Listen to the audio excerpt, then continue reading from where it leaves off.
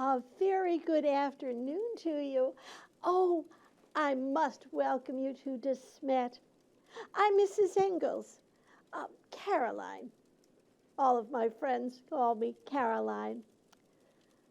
I am so pleased that you could come and have tea with me this afternoon, and the weather certainly has cooperated. It's absolutely a beautiful day here in South Dakota. Well, I have been so busy lately. I've been knitting, crocheting, and sewing, getting ready for Christmas, and I've just started to do some baking today. This will be a very special Christmas for our family. Just a few days ago, my daughter, Laura Wilder, she was married last year to a wonderful young man by the name of Almanzo Wilder. Well, just a few days ago, my sweet Laura presented me with a beautiful little baby granddaughter.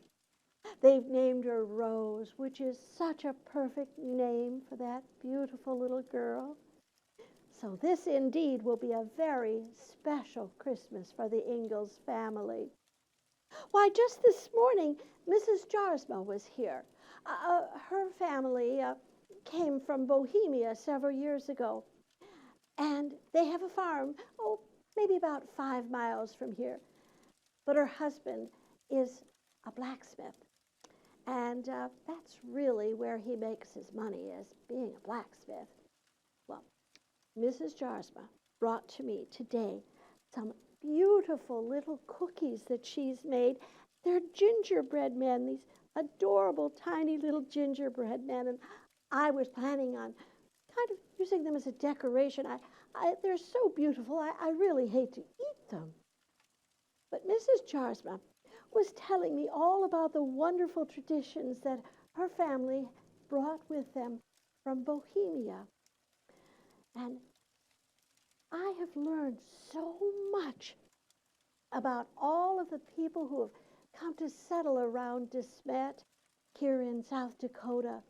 You know, when the government opened it up for the homesteaders in the 1870s, we had an influx of people from all over the world settling here around De Smet, starting families and farms. We're rather spread out, but we always seem to be able to know that we can count on our friends and neighbors around us. And I have learned so much about the Christmas customs that all of these different people have, coming from, Poland and Russia and Germany, Alsace-Lorraine, which I've heard is near Germany, and France and England and Wales. And I certainly can't forget all of the immigrants who have come from the Scandinavian countries, Norway and Denmark, Sweden and Finland. And each and every one of these folks, they have wonderful stories and traditions about the Christmas season. You know, I grew up in Wisconsin. In fact, I was born in Wisconsin, Milwaukee County, Brookfield Township. And when I was thinking about all of these customs and traditions, I recalled that when I was a little girl growing up down there in Wisconsin, why, we really didn't celebrate Christmas. I think part of that was because our family hailed from New England. And needless to say, they still stuck very tightly to the traditions of the Puritans of New England. Christmas was simply another work day. We really didn't even celebrate it as a religious holiday. It was just another work day on the farm, nothing special. But some of that has changed in America. I think much of it changed during the War of the Great Rebellion, the American Civil War. It seemed that people had a renewed faith, Some have called it an awakening. But part of that awakening, that renewal of faith, included the celebration of Christmas. But I also think that writers may have had an influence, especially that fellow over there in England, Mr. Charles Dickens. He wrote a number of stories with Christmas as the central theme. Not simply the celebration, but the feeling of Christmas. Goodwill toward men, getting together with neighbors, friends, and relatives, just to be together to celebrate that wonderful time of year. Well, as I say, all of these different nationalities have their own versions of what Christmas means to them. I'm always amused to hear the stories that the Norwegians and the Swedes and the folks from Finland and the Danes, they all have very similar stories, but they want to be very sure that theirs is specifically Norwegian or specifically Danish or Swedish or Finnish. But nonetheless, they're wonderful stories. And the foods that they make during the holiday season, all of these nationalities have very special meals. They couldn't possibly afford to serve them at any other time. Why, there are a number of German families in the area, and I was talking to Mrs. Kessel just recently in the general store, and she had delivered all the way from New York City raisins and currants and other dried fruits and nuts. And she was going home to bake what they call a Stoughton. She explained that it's a type of fruit bread that is very, very important to the German celebration during the Christmas season. The Germans have given us many, many traditions that have really taken hold in America. I think one is such a lovely tradition that came from Germany, and it is that of the Christmas tree. I had never even seen a Christmas tree when I was a young girl. But my Uncle Henry Quenner, that's my maiden name, he lived in Watertown, Wisconsin. And my Uncle Henry still received newspapers from Boston and Philadelphia and New York. Every month he would receive a stack of newspapers, and he'd always save them for us. And whenever we visited, he would load all those newspapers into our family's wagon. And I would spend the next several months reading and rereading those newspapers.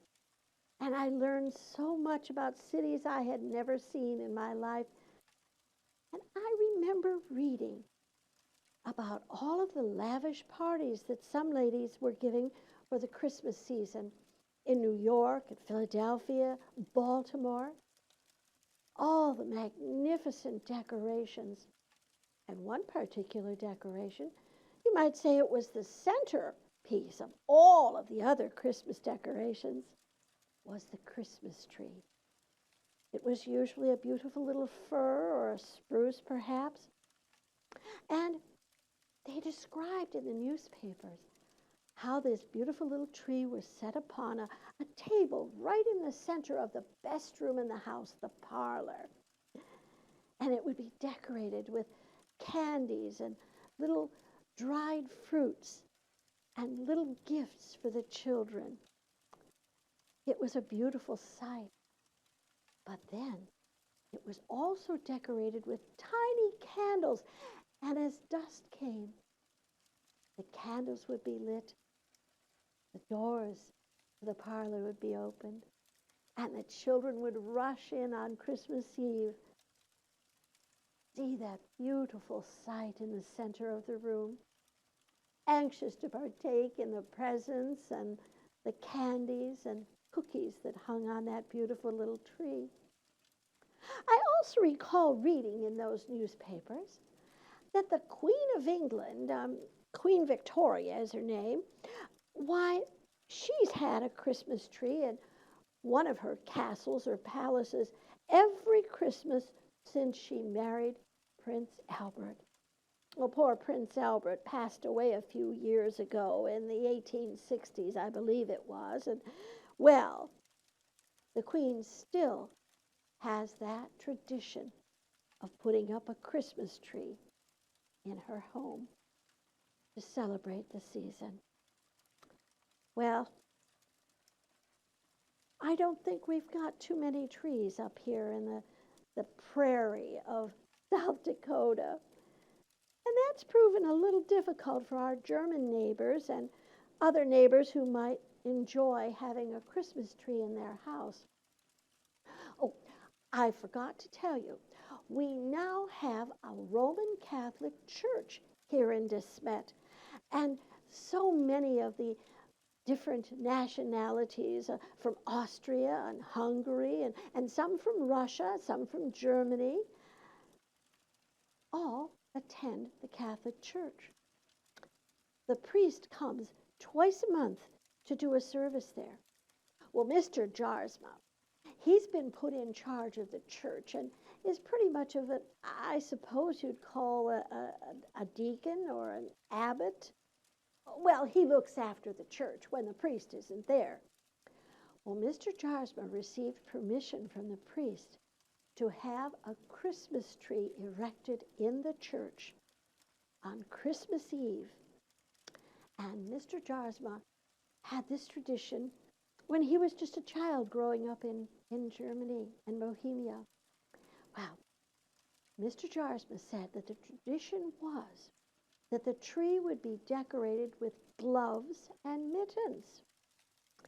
He further told me that this tradition of decorating the tree with gloves and mittens goes back to perhaps the 14th or 15th century.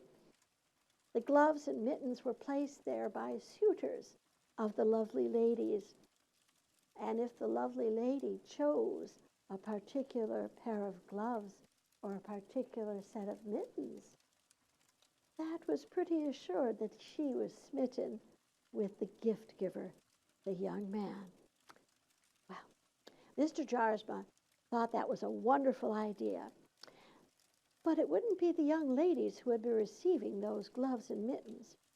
You see, he's gone around to all the farms and to all the ladies asking if they could please donate at least one set of mittens to hang upon that tree.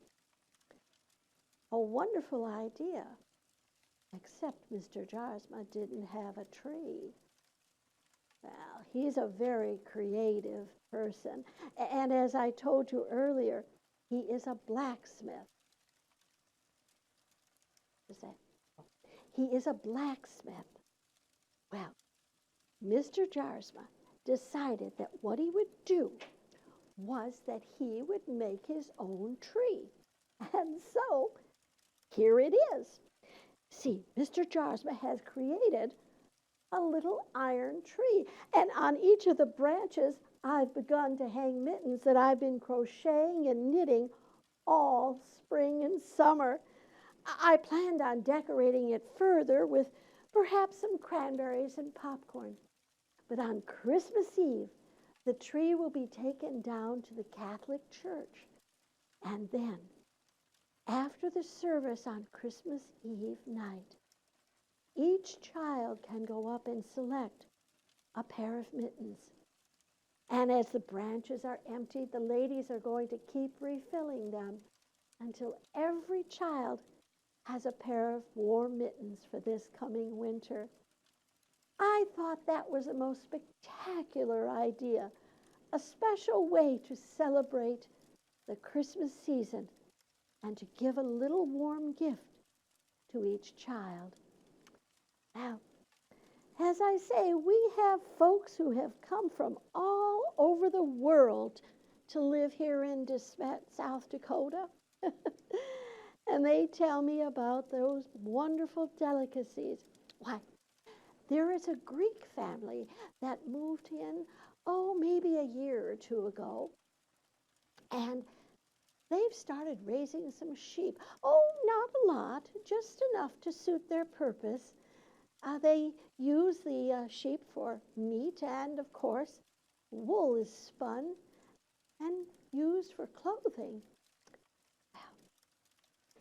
They celebrate the Christmas in a very special way. I was told by one of the ladies that the Greeks have a tradition on Christmas Eve. They have a very special family dinner, and they serve lamb and sometimes also pork and delicacies, and they have their olives sent all the way from Chicago out here to South Dakota. Olives have a very special meaning for the Greeks. Well, when the whole family is seated round that table, Papa will stand at one end. He will take a large round loaf of bread called a Christophos. And this Christopha is a very heavy bread, very yeasty in its flavor. It's sprinkled with sesame seeds.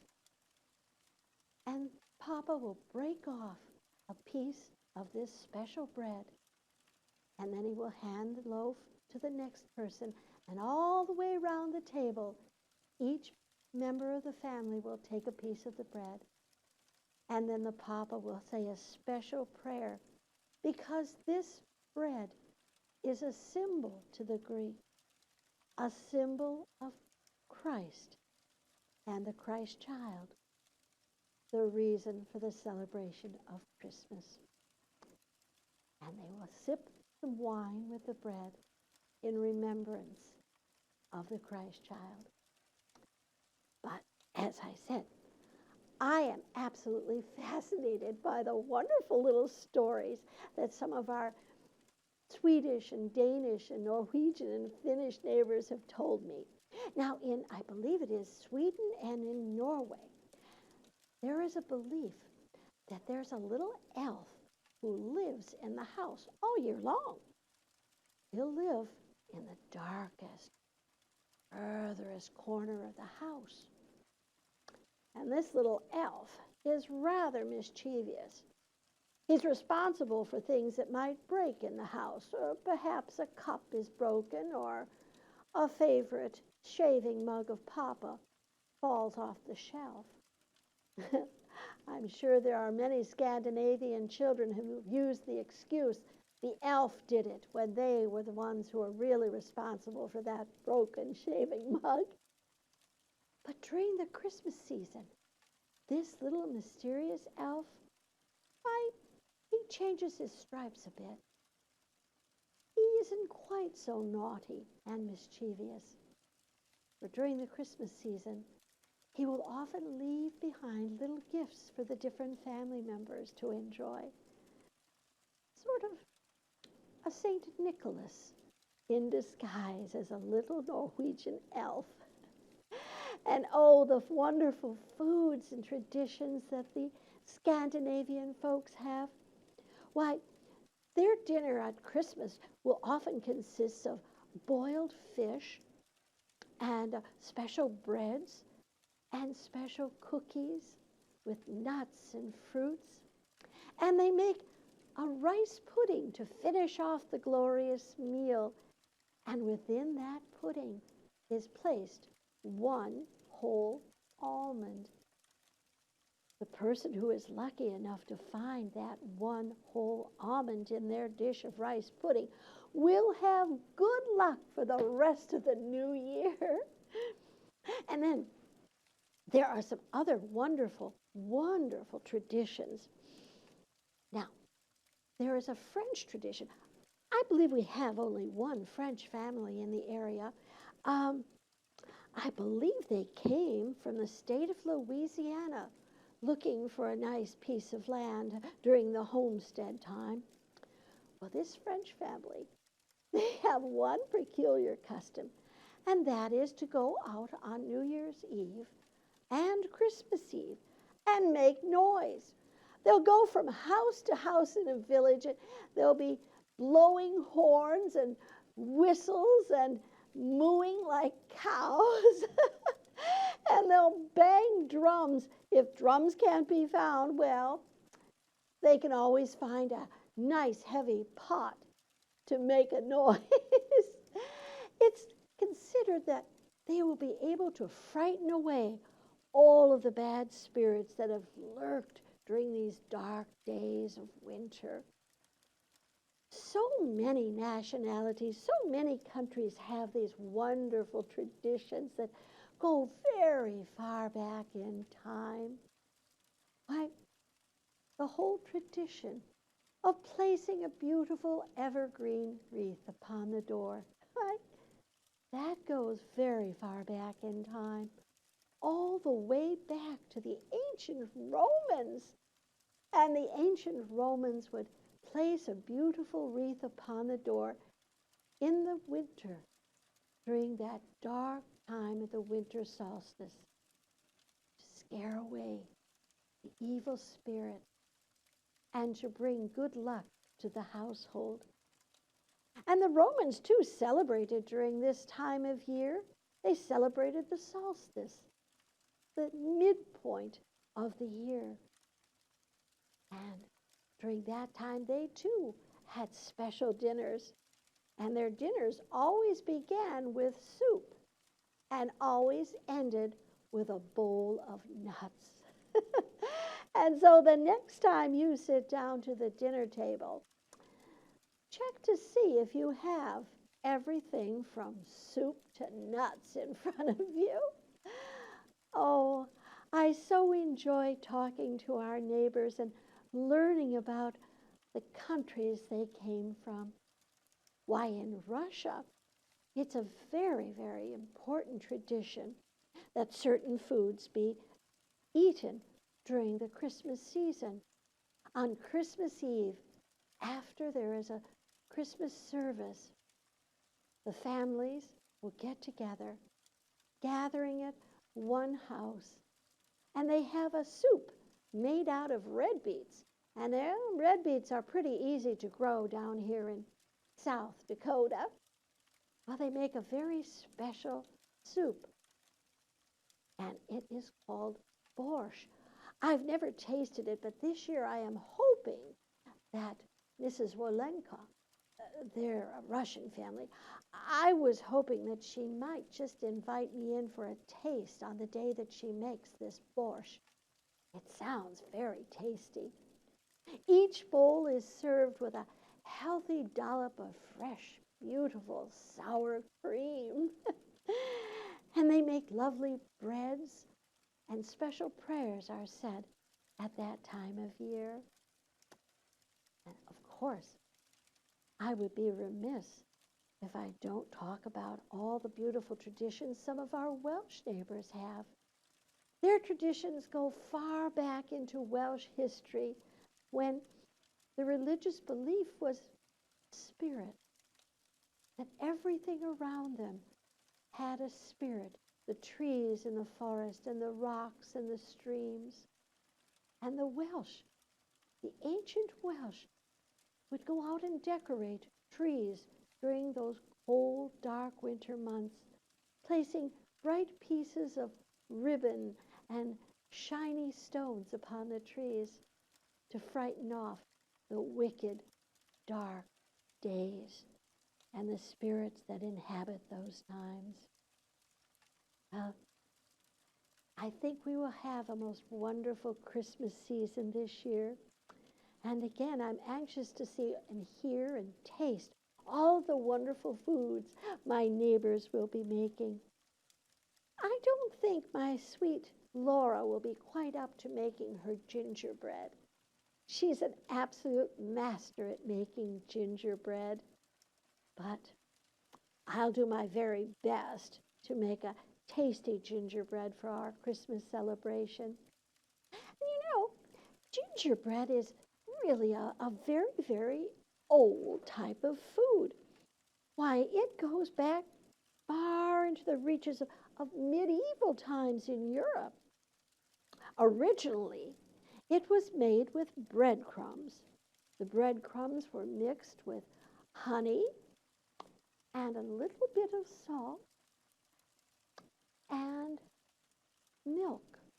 And then it would be placed, this sort of mushy bread would be placed into molds and kept for several days till it hardened up, and then it would be taken out of the wooden molds, and the beautiful picture that had been carved in would be displayed.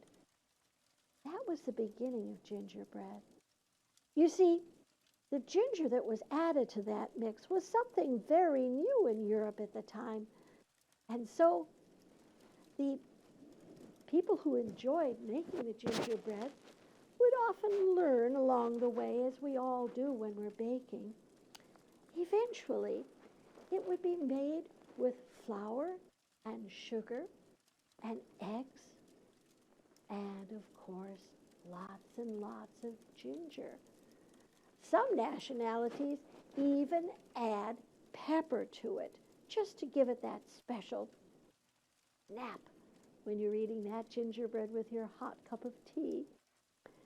Well, gingerbread would evolve into a cookie-like dessert.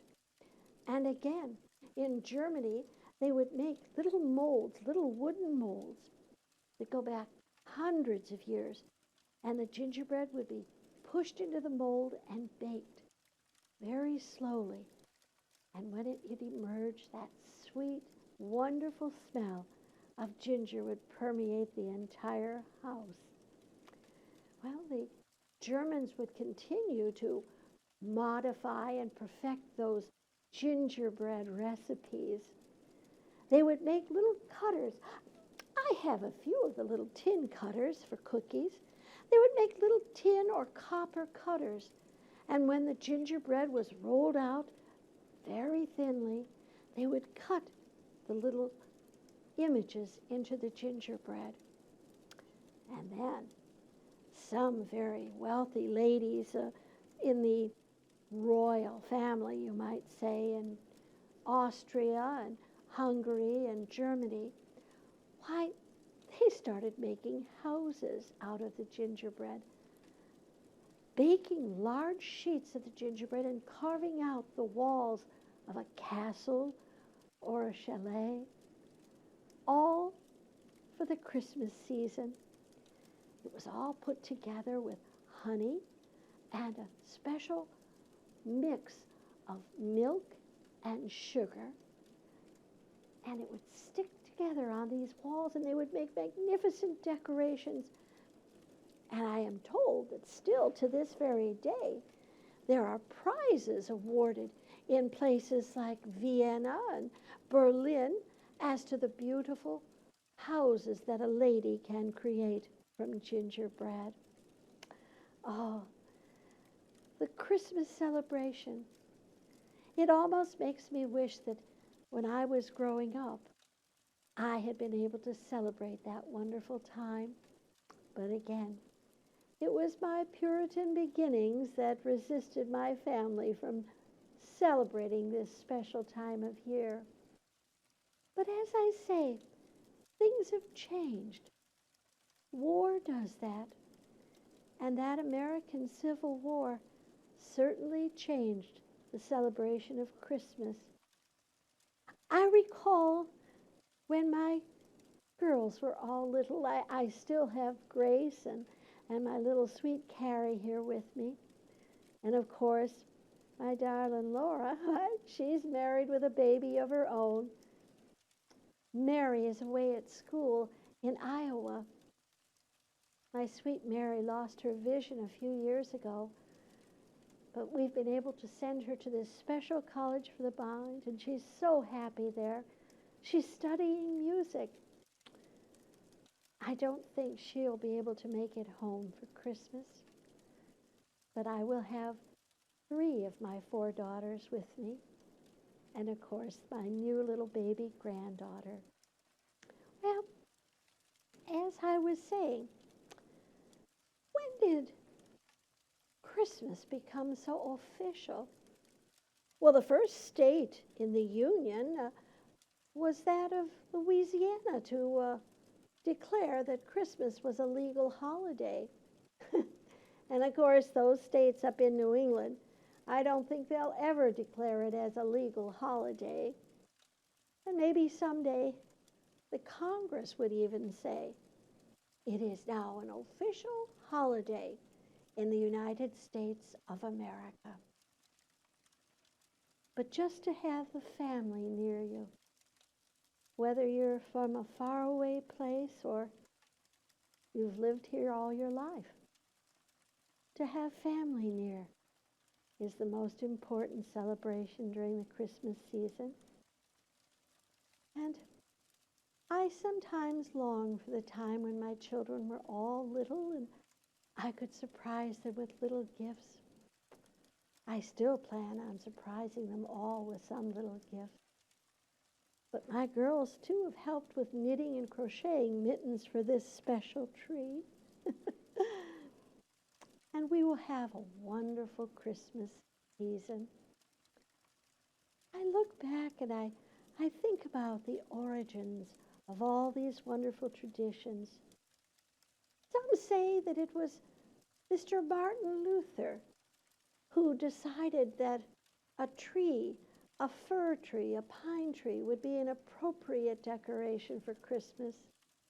I've read that the story goes that Mr. Luther was walking through the forest one night, and he looked up, and as the stars shone above, and it showed on the trees around him, the pine trees.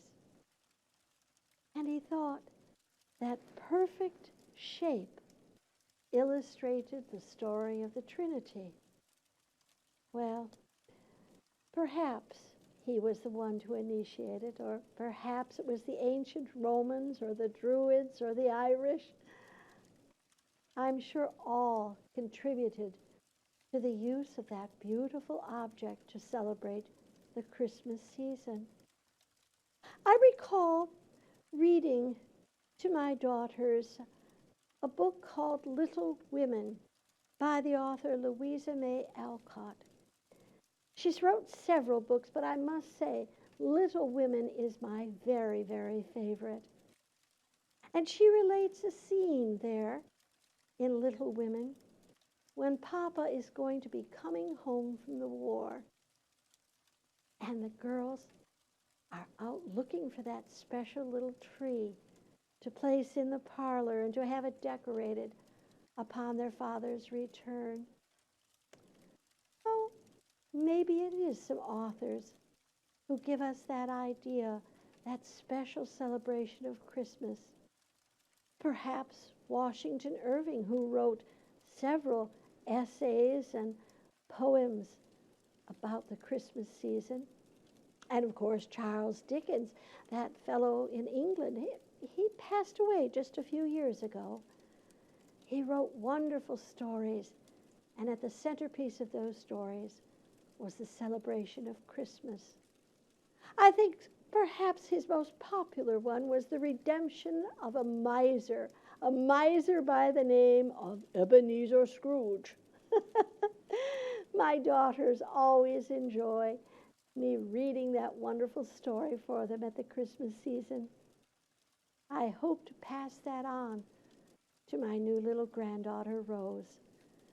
I hope to pass on my love of reading and my enjoyment of learning about the traditions, the foods, and the recipes of all my neighbors who hail from all over the globe.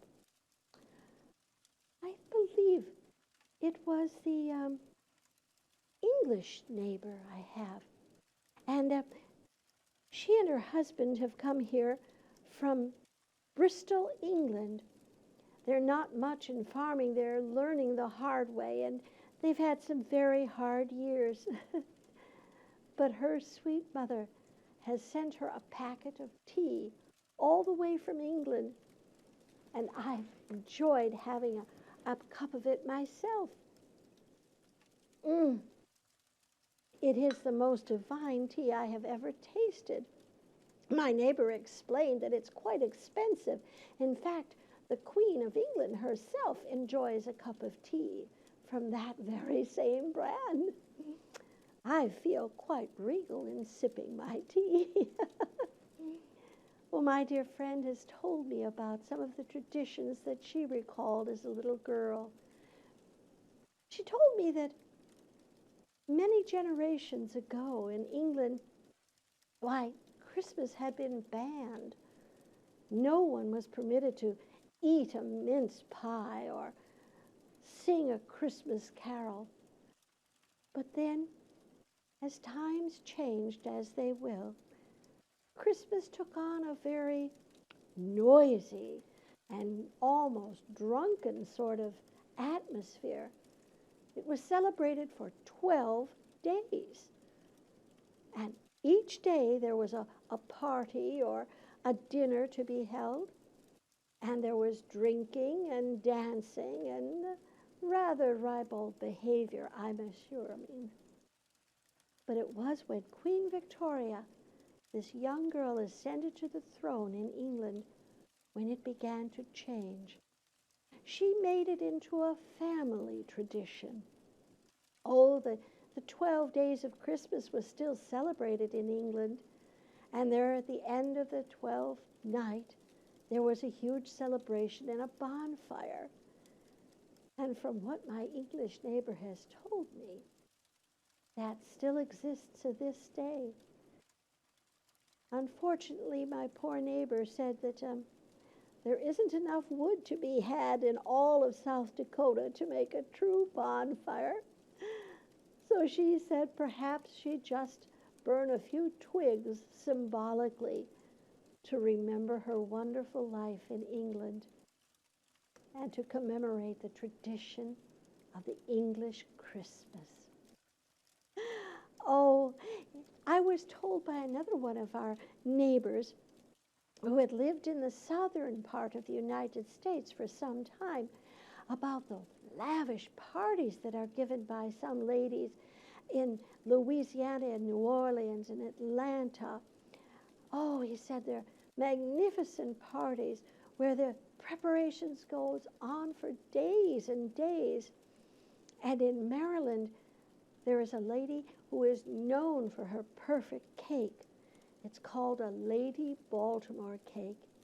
8 layers, she tells me, this cake has. And in between each layer, there are beautiful jams and jellies, and the whole masterpiece is then frosted with the freshest and most beautiful whipped cream, sweetened and flavored with whiskey.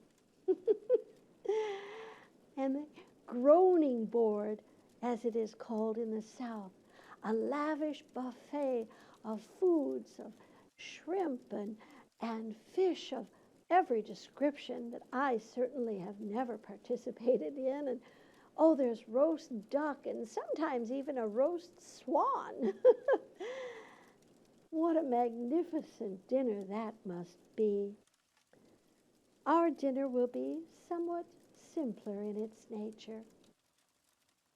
I believe that I shall acquire a very pleasant ham from my Polish neighbors who have wonderful, wonderful traditions in their own right. They make a special meal on Christmas Eve, and fish is served at that time. And the tradition of taking a handful of straw and placing it in each corner of the dining table. That is in remembrance of the manger that the Christ child was laid upon when he was born. And in addition, they make a rather strange concoction, but it's quite tasty. It is made of little balls of dough that are fried briefly, and then they are set into a mixture of honey and poppy seed.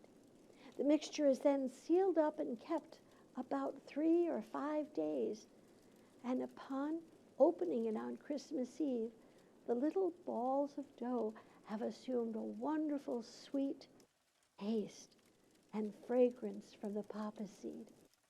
I believe my neighbor referred to it as bobulki, an interesting name that I'll try to remember. And then, of course, again, I cannot forget my Bohemian neighbors and my Austrian neighbors, the Jarzma. They've become very good friends of ours. But there's also the Steklas, and the Lorenz family, all hailing from Bohemia. One item that the Austrians and the Hungarians and those folks who hail from Moravia and Alsace-Lorraine, and of course the Kingdom of Bohemia. And that is the tradition of making a sweet little treat called a collage. Apparently, it's a little square of dough, a sweet dough, and in the center is placed a dollop of jam. It might be apricot or a berry jam or raspberries, plums, and the little blanket is carefully folded over and baked. I was able to have that taste treat just recently at Mrs. Lorenz's house when I visited. I took her a bit of the tea that had been a gift from my English friend, and we enjoyed that tasty, beautiful treat, the collage. Well, I have collected so many memories over the years, traveling from place to place with my husband, Charles, and my children. But I think De Smet is finally a place that I shall always call home. My children have grown up here, and my youngest daughter is growing up. Grace is becoming a young lady. And I am sure that very soon I will have more little grandchildren to supply with wonderful treats of the Christmas season. Now, I must say that I think this is the most wonderful idea to have these beautiful mittens upon the tree. And I would ask, perhaps you might want to do something very much like this within your own church or a sewing circle to ensure at this time of year that all the children you know and those you've never met would have warm little hands to face the cold winter. I don't know if we'll have a very cold winter this year. I do hope not. I'm always reminded of that cold, hard winter back in 1880. Oh, the snow was so deep we almost starved that year. There are some times when I think perhaps I should have written all of these experiences down to pass them on to future generations so they could understand the traditions of all of those pioneer families who settled in a place like De Smet, South Dakota. Well, I wish you all very well for the Christmas season. I do hope it will be a most wonderful time for you. I'm rather chilled at the thought of another long, cold winter. But the company of friends and family will warm my heart. I'm reminded of the lines of an old poem that I read many years ago. And in saying farewell to you today, I would like to recall those lines. Let me see. Blow, ye winds, blow, crack the cheeks against the cold, and for in the morrow we shall have snow. And thank you so much for joining me here today. And I hope you enjoyed the tea and the gingerbread cookies, courtesy of Mrs. Jarsma. Do come back to visit us here in De Smet. Our springs, our summers are so beautiful here. And in the fall, the whole prairie takes on the shade of pale rose. Oh, I'm hoping to see my new granddaughter today. Did I tell you I have a brand new granddaughter? Well, I know you must be on your way before the darkness falls.